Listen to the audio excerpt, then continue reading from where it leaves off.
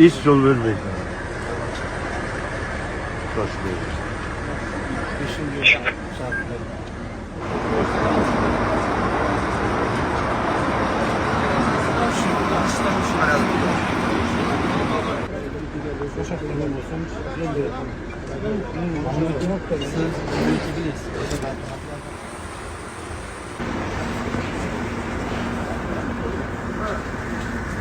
Bizga xabar kelib tushgan 5dan 54 minut o'tganda bizning baldar 6dan 1 o'tganda kelgandalar ошол бул баягы подвал бар үй болгондо биз чамалап айтабыз 3:30 күйгөн экен да.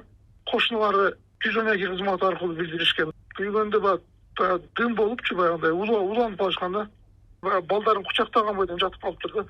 Балдары эң чоң бул жерде 3 кыз, 2 уул бала болуп атат. Апасы өзү 34 жашта.